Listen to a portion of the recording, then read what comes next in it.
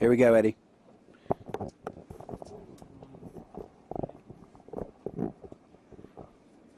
Well, first and foremost, I want to thank everybody for coming today. We appreciate your time, especially in an evening like this. This is obviously a very difficult day and a difficult decision for us all. Decided to, as you know, part ways with Scott as our head coach after 7 years and 8 in the organization in total. Before I go further, I think it's important to stress that this decision is not connected or related to the results of last season. In fact, I'm not sure that anybody could have done a better job than what Scott was able to do and what the team was able to do given the circumstances that we encountered. This decision is simply based on our assessment of what is needed for our organization as we look to the future. This is a transition, one that we feel we need to stimulate the program at this particular time, and that will allow us to evolve, progress, and ultimately sustain that progress. There's no way to quantify what Scott has meant to this organization, nor direct the necessary amount of praise for getting us to the point that we are in our development as a Thunder. We have a deep, deep respect for Scott Brooks as a professional and as a person, and whomever will assume the role of the next Thunder head coach will have a great foundation to work off of, thanks to Scott. In terms of thought process and how we arrived at this decision, as I stepped back and I reflected on this past season and seasons past, I found myself thinking about what was next, how do we progress, how do we evolve, and ultimately how do we transition to a point so that we're continuously and relentlessly building the organization we envision. I looked at the option and studied the option of Scott returning very closely. But it would have been entering the final year of a 4-year contract, and after a lot of thought and deliberation, and although I think Scott would have been very comfortable coaching on that, I did not feel we were in a position to make another long-term commitment based on what I felt was simply a natural need for transition. Change in organizations are necessary at times. As much as continuity is required for lasting success, change and transition are the engine for progress and evolution. And so, we're embracing that change and looking toward the next stage in the development of our organization in Oklahoma City. I believe waiting to make a change of this nature or backing away from a decision such as this, when you feel that the organization as a whole could benefit from the stimulus of change, is not staying true to our mission of trying to continuously build, enhance, and sustain a great organization in Oklahoma City. This decision was complex on many levels, but I have to navigate these situations and these dynamics by always placing the needs of the organization above all else. Ultimately, we had to make this decision about what was next, what we felt would be most productive as we looked forward, and we could not make this decision about the past. We've been very fortunate to experience some great results over the past years. However, we have to be in a position to believe that those results can be sustained and improved upon based on how they're produced, and in an ever-changing NBA, we have to adapt, we have to continue to build. Difficult decisions often stand in the way of this type of progress, this type of thinking, and that is exactly what we confronted today. In closing, I'd like to stress again that Scott has been a great coach for the Thunder, and he's earned his rightful place in the history of this franchise. This has been a long few days, and we've been incredibly thorough as we worked through this.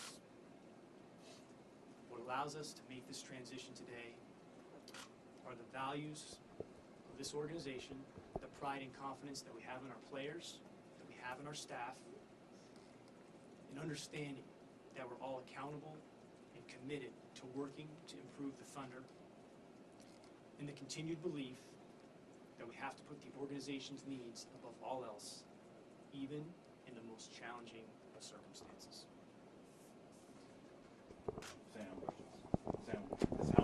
contact did you have, I guess, with Kevin or Russell or anyone from the, at least as far as the players wise, before you made this decision? Well, first and foremost, we wouldn't consult if you're asking me, like, are we consulting the players? No. I think that would be a terribly unfair position to put players in, to ask them to input on or make decisions about staff and personnel. Obviously, they're aware of the decision and have been made aware of the decision, but they're not an active participant in that. Sam, if you've made this decision now and you say it's not based on the results of this decision, why then wouldn't you have released Scott after last year, before this season started? Can you say that again? I'm not sure I understand. Well, why you're saying that this season, which was injury riddled and all of that, and you don't make the postseason, had nothing to do with the decision you made today. Why then wouldn't you have released Scott after last season, heading into this year? Sure. Fair question. I think every season's unique for us, and every season you learn something. And we certainly wouldn't have brought Scott back to the organization last season if we didn't have great confidence in him. But obviously, we are constantly looking at how to improve, how to evolve, as I said earlier. And the circumstances surrounding this situation and this period of time are different than what we were facing last year at this time. What happened from the end of last season to now to make you decide that you needed to go in a different direction? I think, again, I think what we're really not trying to do is to look necessarily toward the past to set the agenda for the future. I think what we're really trying to do is look at where we want to go and make this a transition and be in a position where we're transitioning during a period of time where we think we can stimulate the program as is and make it about looking forward.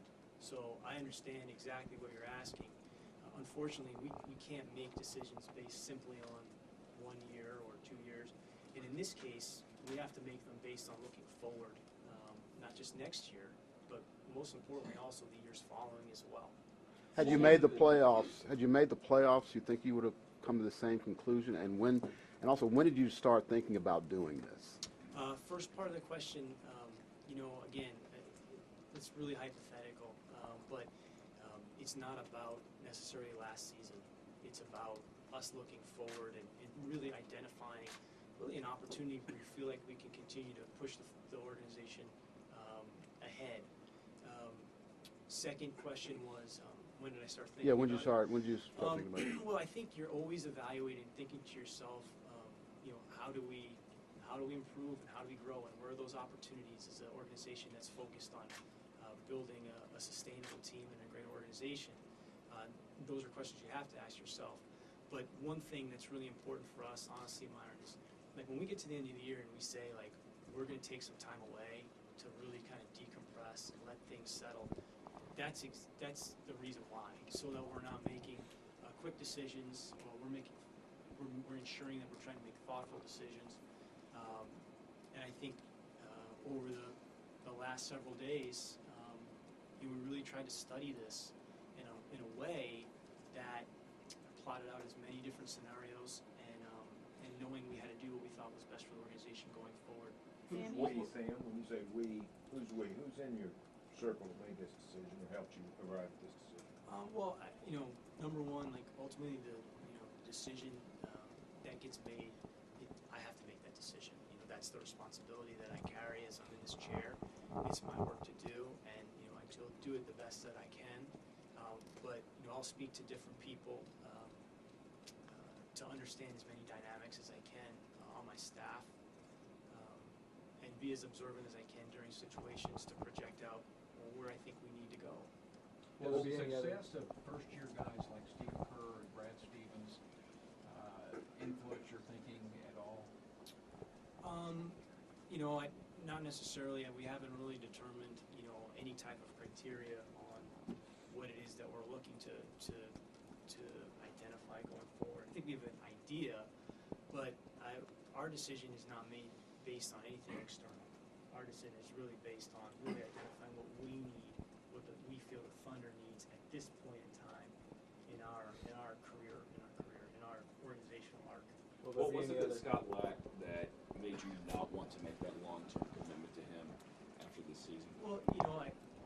thing that I'm really trying to stress, and I want to try to make as clear as possible, that this is not necessarily about something Scotty was lacking or things of that nature. It was more us trying to look at ourselves as we look to the future, and I'd rather not be clear about anything specific than ever get anything misconstrued or ever come across as being critical of anything Scott Brooks has done, because his contributions to this organization stand on their own, and we certainly wouldn't be in a position where we are right now, where we feel like we're able to make this transition with some momentum without the work of him and the other assistant coaches that have been through this program over the last several years during his tenure. Will there be any other staff changes, coaching changes? You know, we haven't had we just haven't had a chance to get to that, Anthony, to be honest with you. We're really focused on today, and obviously today was a long day, and the days leading up to this were really long. Sam, you mentioned in the release earlier today, and then again just a second ago, Scott's rightful place in history with the organization. Obviously, we can see records and numbers, but can you further define that from your perspective? Sure. I mean, he was a part of a lot of firsts for this organization. I couldn't rattle off all of them, but you know, I talk all the time about the contributions that we all make and that people make to the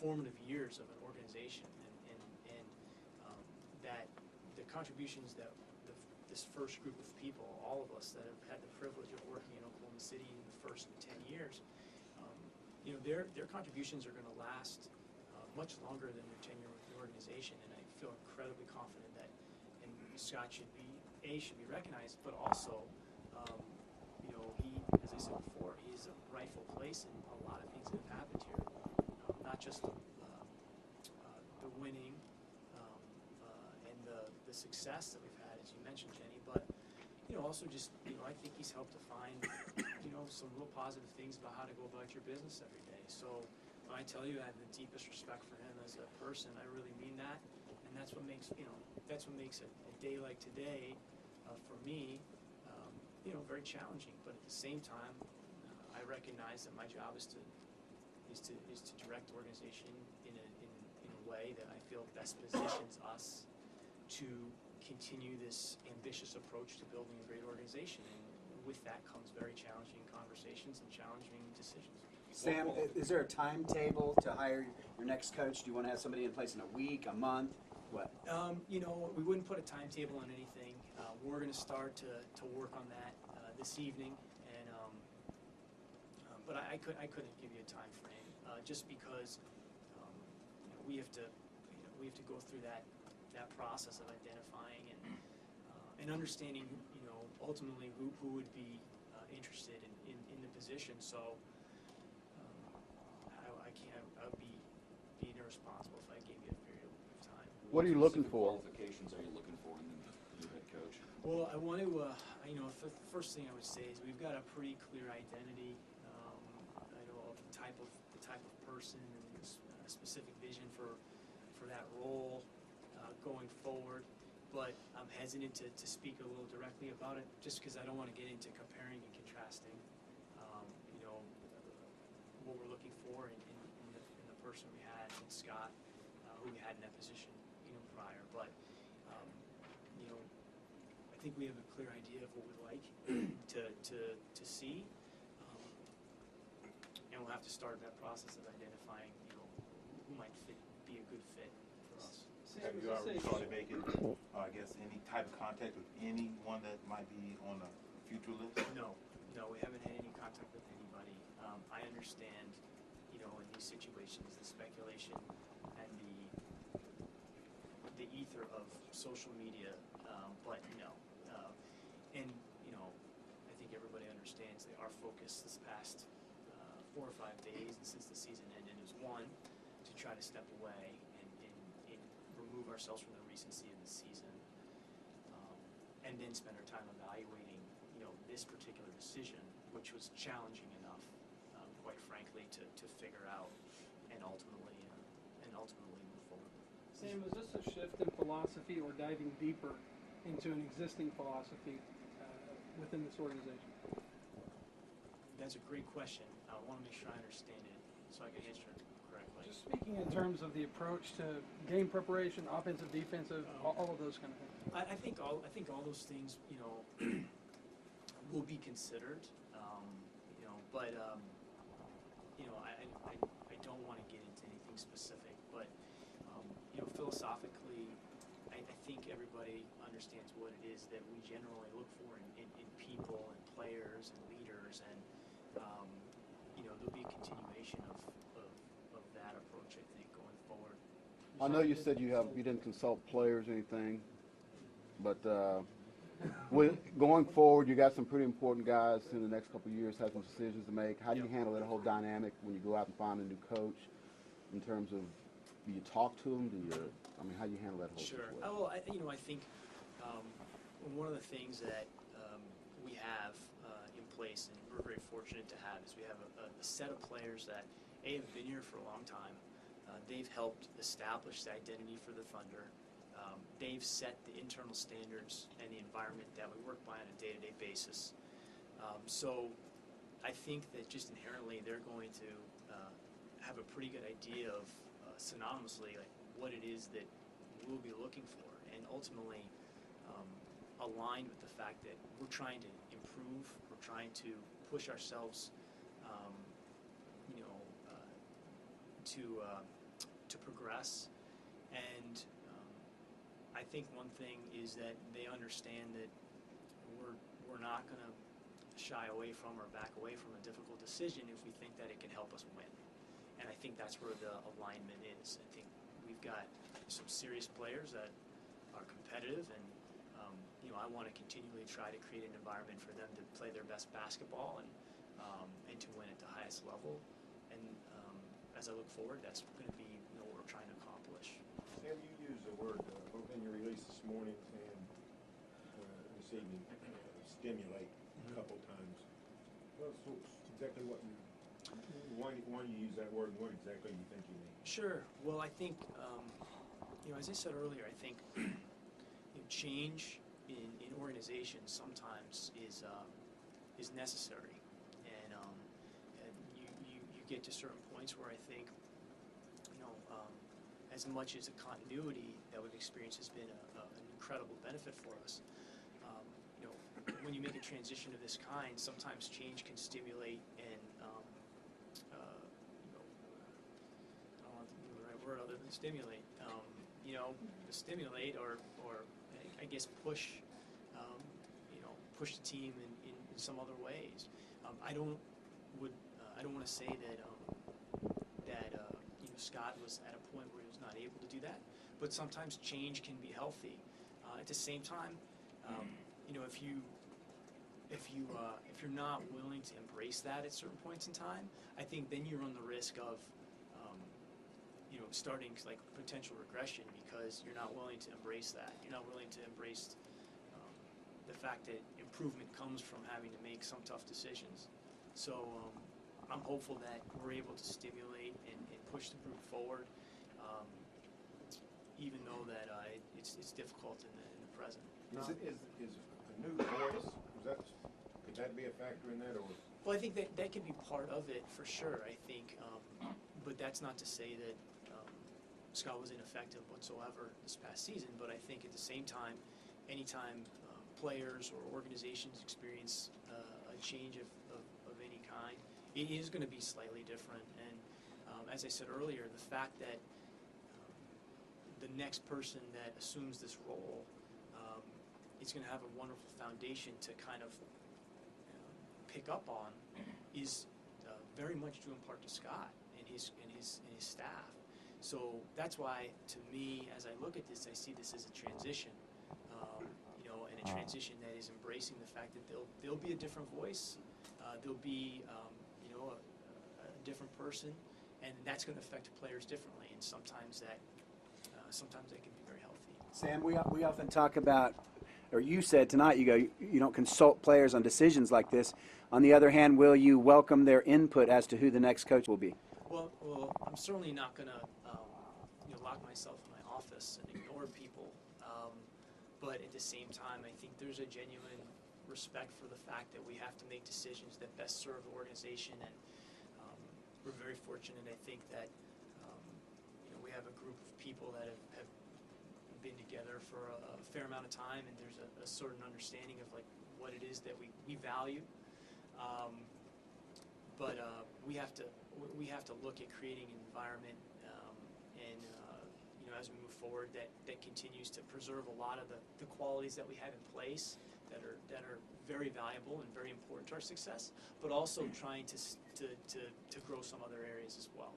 Not speaking specifically about anybody, but what's the challenges for potentially a college coach having to transfer into the pros? What are the challenges they face?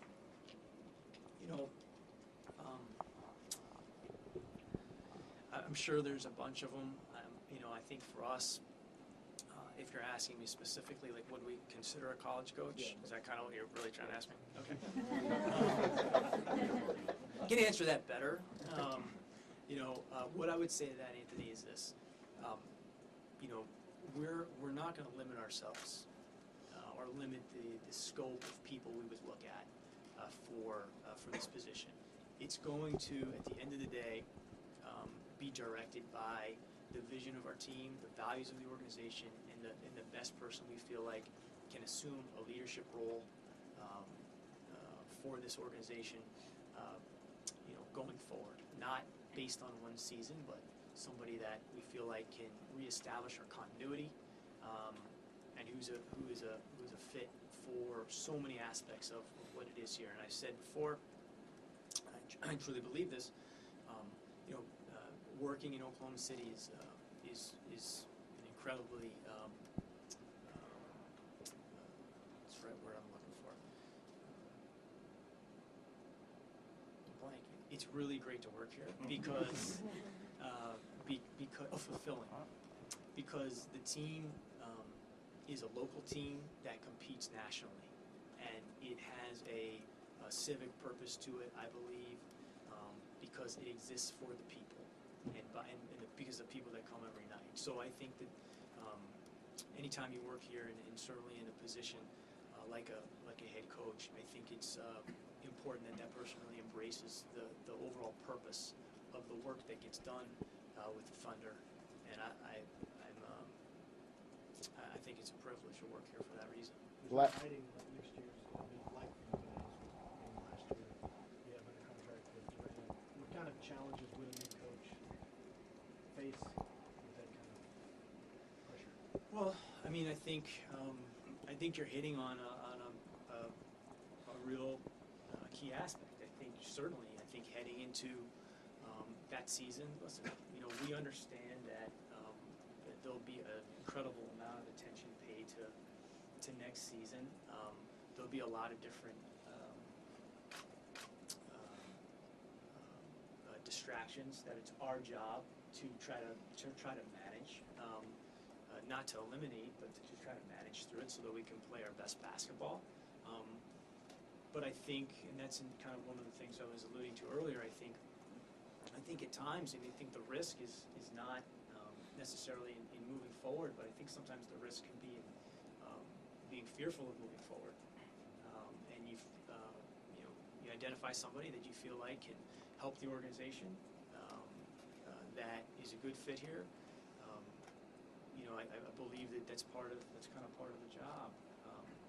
But no matter what the circumstances are, we have to be able to put it in its proper place and understand that we got to play good basketball, knowing that there'll be an interpretation to anything that happens, outside, or what the weather is and all those types of things. But I think we're prepared for that to the best of our ability, and we're going to go about our business that way. Well, with that in mind, and it being the last year of Kevin's contract, it's obviously a very attractive job, but I'm sure the new coach is going to want to know what Katie and Russ are thinking about their future. How do you answer that question when it's broached in the interview process? Well, it's the same way that I would answer it to you, which is, number one, we're incredibly grateful to have those guys part of the organization, and especially for them to have started here. we've never really consumed ourselves or focused on the stuff that we can't forecast or control. What we have focused on and we've continued to focus on, and I think what today is also a reflection of, is we focus on relentlessly trying to build the best organization that we can, making decisions that we think are intentional about acting on that vision, and believing that for us that's the best way to continue to create an environment where those guys have a chance to play it at the highest level for the prime of their careers. I think if we take our eye off the ball, and I think if we start trying to operate differently than that, I don't think that's when we're really serving the program to the best of our ability. And I think it's more about investing in the program and trying to continue to get better, because that's what those guys are, I think, about themselves. Some of the challenges How that did you Scott guys take news? What was your give and take with him today? Well, I think you can appreciate, Barry, that I'd like to keep that conversation between us. I did go out there to see him in Los Angeles. Thought that was important, and beyond that, I don't really want to delve into it. But those conversations are they're never easy. What about Kevin and Russell? Last week we were here and they all talked about liking him as a coach and so forth and so on. What was their reaction to Serge and guys like that? Well, first, I wouldn't expect our players to say anything different.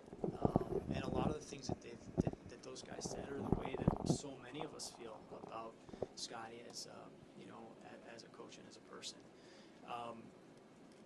I think that I wouldn't expect him to say anything different. I think going forward, I think they'll probably be focused on what's next for us, understanding that needs to be a great appreciation for everything that Scott has done and invested in the team, but also that the focus now is looking to the future and what best positions us to improve and get better.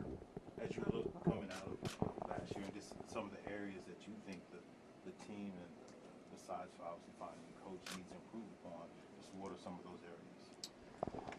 Well, I think again, I want to be really careful, just because I don't want to have anything that I say misconstrued as something that is critical of Scotty. Because as I said, given the circumstances, I think he did an excellent job, and I conveyed that during the year. But I still do think you can learn a lot as a team going through the season that we had.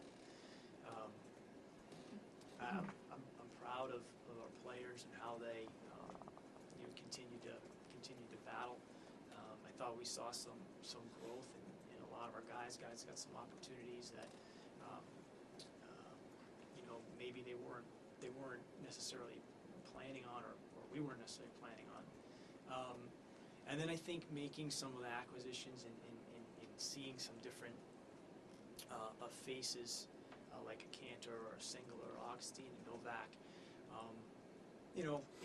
I think it's exciting for us, as we look to the future, because as I said, I think that there's a transition to what it is that we're doing here, and I think that once we're able to get everyone together, we feel good about the direction of the franchise. Sam, were you unhappy about the direction of the defense the team was playing? I think we have to somewhat be cognizant of the different changes in terms of health that we were dealing with. If anything, I think what it's really established is that Serge, at this point in time, is a pretty pivotal piece to our formula. He's a elite rim protector, and allows a lot of our other guys to be who they are. But I'm confident that we'll be an improved defensive team with some better with some better health, and just some more time together. Sam, can you can Sure. We're really happy to have Ennis, as a restricted free agent. I don't want to categorize how we feel about the pending contract, but I would say that we wouldn't have traded for him if we didn't feel like we were going to be in a position to have him with us going forward. And what we're really trying to do, Dean, is really capitalize on kind of where we are from a team building standpoint relative to the CBA and this influx of new money that is going to be striking the system. And one of the things that we really feel good about is, at the end of the season last year, our rotation was an average age of 30. And at this point now, as we look forward, we're going to have the average age be 26. And that's important for us because obviously the core players on our team are 26 years old. And our vision has been to strategically, within the rules of the system that we've had to deal with, the two different systems we've had to deal with, is to build a team that, you can have your prime players entering, their years with a collection of other players that are either in your pre-prime or prime years that could be kept together, and have the financial flexibility within the rules to be confident to do that.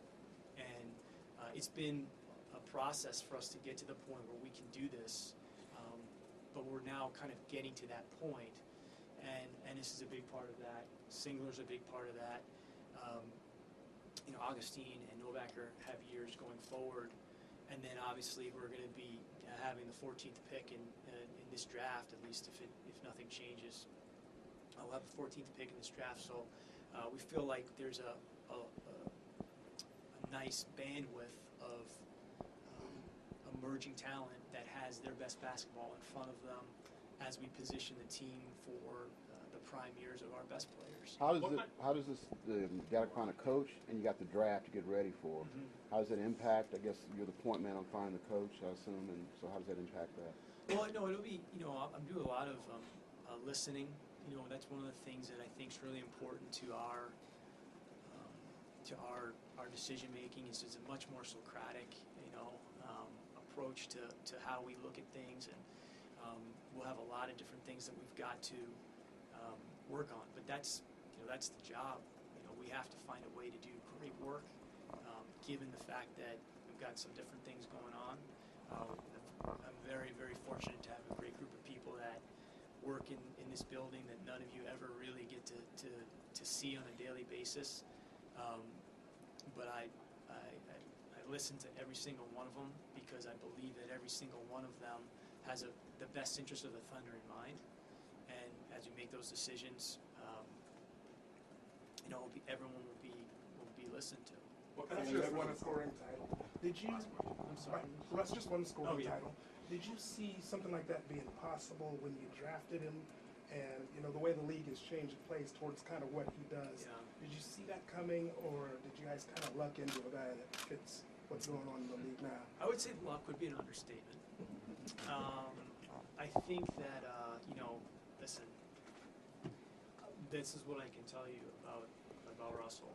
And Troy Weaver, who has worked with us for the last 7 years, is really the driving force behind, I think,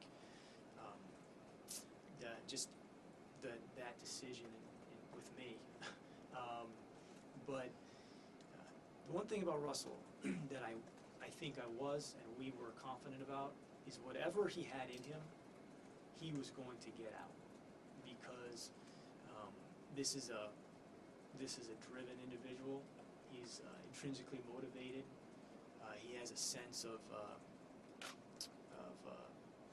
competition that you don't see often. So I think he was gonna maximize himself. I think that's one of the reasons why him and Kevin are such great ambassadors for our organization, because I believe that they love the work, they're intrinsically motivated, they're good citizens, and they've got a great competitive will, both of them. But Russell, I wish I could tell you that we saw that coming, but that's not happening. He's just a guy that's driven, and we got really fortunate, as we have several other times, with some of these guys. But I'm proud that they're with us. So I think you make a list about 15, 20 guys that either wouldn't want the job or contractually couldn't have it. Everybody else in the world would love to have your job, have the job you have open. They can have my job some Yeah, days. not your job, Scotty's Trust old me. job. How do you pare that down? Surely you got a core list of candidates. Can somebody still get into that group if they want to? I mean, how do you, Well, I with mean, such an awesome landscape there with Yeah. possibility, how do you even start this process? well, I think first of all, I think you have to have a pretty good sense of what you think is most valued in terms of the role, fit with organization, and I also think the role moving forward. Within the league, in the context of the NBA, because as I said before, the NBA is constantly changing, it's constantly evolving. So we have to forecast that out. I think the other piece to that is, I think really kind of an idea of what you think works and what you think fits, with this particular group, and trying to prioritize those things. Listen, I don't think that there's going to be a simple solution or a perfect situation. We're not the perfect team. We're not the perfect program. That's why we're constantly evaluating, trying to make ourselves better. But it will be it'll be thorough, and it will be based on the things that I think drive the Thunder, and what we've tried to instill in driving the Thunder as we go forward, which will be finding someone that can really embrace, like I said before, the role in Oklahoma City and the community piece that is so important to us, and we feel like can help our players and our team progress to a level that we haven't been to, and evolve, because I think that's just there's a natural evolution to teams. We can't hit a pause button. The teams are constantly moving and changing and growing, and we want to capitalize on that, and make it a transition versus making a change out of reaction. Thank you, Sam.